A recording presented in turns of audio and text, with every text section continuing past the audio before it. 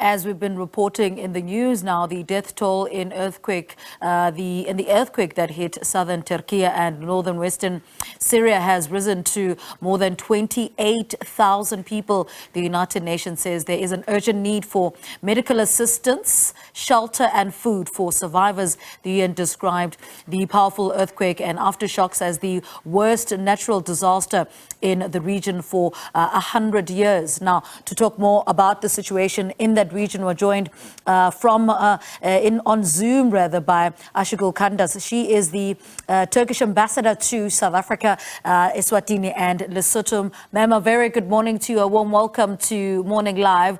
I mean, give us the updates that you are receiving from your people in Turkey. Yes, thank you very much for giving me this opportunity to talk about the earthquake and to talk about the urgent needs. The numbers are rising by the minute, the death toll, but as of now, it looks like the number of people dead is around 23,000. This covers the area, the earthquake zone right now covers an area of 10 cities, and the number of directly affected people is about 3.5 million. So 81,000 people are injured. So far, they have been rescued, and more than 200,000 rescue workers, the Turkish teams, are working on the ground, and over 95 countries have offered help with their search and rescue and medical teams. So far, more than 8,000 foreign rescue personnel, search and rescue personnel are on the ground. There are more than 6,500 buildings demolished in the region, and close to 2,000 aftershocks have been felt. People are not able to go back to their houses. It is winter, minus degrees. So we need tents at the moment. For instance, there are certain items that are most urgently needed at this point. Thank you. Ambassador, I wanted to also like you to please expand on that, on what are some of the urgent needs for the people on the ground.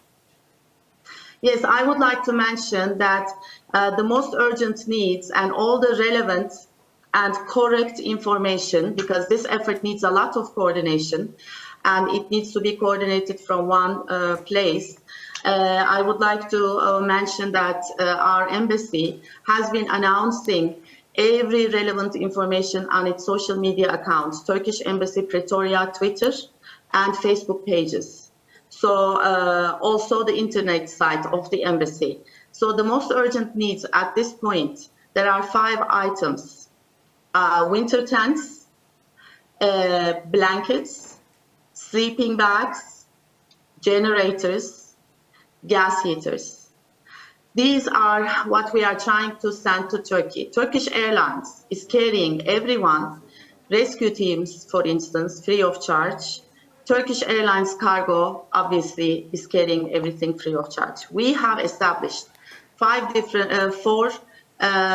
different collection points in Cape Town, Johannesburg, Pretoria, Durban. We have announced the addresses of those places, especially corporate South Africa, especially big businesses can do their donations either there or they contact us and they go straight to the Turkish Airlines airport. Johannesburg Airport, Turkish Airlines Cargo. And every day, Turkish Airlines planes are carrying the stuff that is collected in South Africa by the generous South African citizens to Istanbul. And from there, it goes to the region. Also, we have announced a local bank account number here so that people can transfer their donations to that bank account number, in addition to AFAD's bank account numbers, which are in dollars and euros. So please follow our accounts. We are organizing all the aid here in South Africa. Now, ma'am, more than 100 hours after the earthquake hit, which other humanitarian aid organizations are on the ground and how much more help do they need? First of all, as I said, we are in shortage of tents. This is such a big disaster that it is beyond the capacity of any one state to deal with. You see on the screen, I can see now those machines, for instance, that are working. And even, it's like right now, 12,000 machines are trying to work on the rubble. Since we are past the 72-hour limit, there is no need for search and rescue teams to be sent anymore. But we are grateful to Gift of the Givers and other 5 or 6 NGOs, Alimdat, for instance, NGOs that have gone to the region in the first day after the earthquake. And they are still there working. So we don't need medical teams anymore. There are more. There's enough medical personnel, doctors. We have the field hospitals in place. Some countries like Malaysia sent emergency field hospitals. They are all set up. As I said, even for the search and rescue teams, we need tents. Yeah. It goes down to -6 degrees. There is no electricity. We need gas heaters. All right.